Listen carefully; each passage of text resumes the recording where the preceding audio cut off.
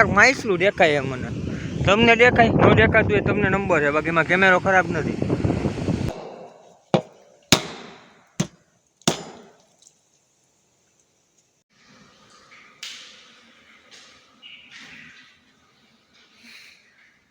તો રામ રામ, જય સિયારામ, જય મોહનભાઈ ને જય મેરામ બાપા. હવે આપણે જવાનું છે આજ ખોરાહા. ખોરાહા અમારા પુરાપુરા બાપાનું મંદિર છે. આજે તમને દર્શન કરાવું. વૈશમાં કંઈ નવીન આવશે તો તમને ન્યાય હું એનું કરાવું છું. તો પહેલાં આપણે સીધા મંદિરે જઈને મળ્યા. તો મિત્રો મંદિરે આવી ગયા. હવે ચાવી લેવા આપણે જવું જોઈએ. મારે મંદિર બંધ હોય ચાવી લેવા આવવું પડે. ભાઈ ચાવી લઈ આવીએ ને પછી અંદર. મિત્રો ચાવી મળી ગઈ છે. ફટાફટ આપણે ગેટ ખોલી નાખીએ.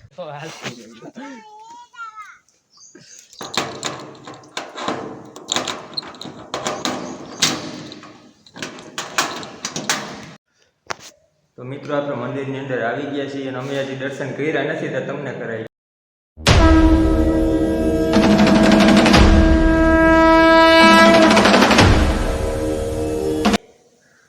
તો નારિયેળના સોતા ઉકેલ નહીં કહે, હું નારિયેળ વધારે લઈ.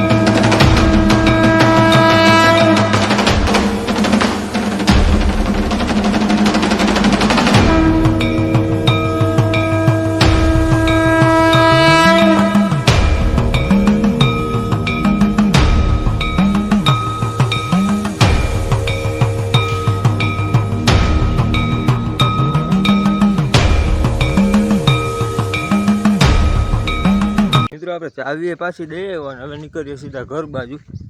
વૈશમાં કંઈ હું એવું જેવું આવશે તમને કહેવું. મંદિરને તારું મારી દીધું છે. હવે નીકળીએ. તો મિત્રો આપણે મંદિરેથી આવી ગયા પાછા અહીંયા ડેમ બાજુ. ડેમમાં કેવું પાણી જોઈએ ને તમને બતાવીએ. આ ખર તો માંગી ગયું બોયરી કવરાવે છે. અને નહીં તો તમે સારુંથી આમાં હાલવું, બાકી હેલિકોપ્ટર પગ ન મૂકું, ખબર છે.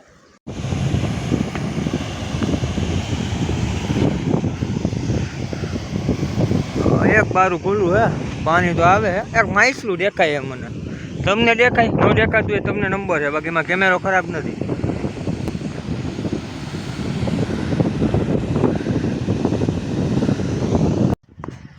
દોઢ ફૂટ જેટલું અઢોરું રહ્યું છે, બાકી પાણી તો બહુ પીર્યું. સામે જો હનુમાન મંદિરની ખાલી એક જગ્યા દેખાય છે.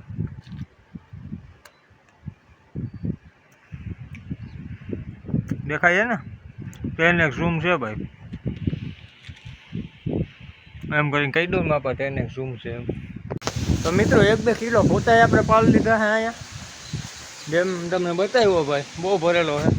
કેમેરો મારે ફેરવવાની રીત બદલાવી છે. આમ શીખવું છે ઘરનું પણ નથી ફાવતું આ રીતે કેમેરો પકડવાનો.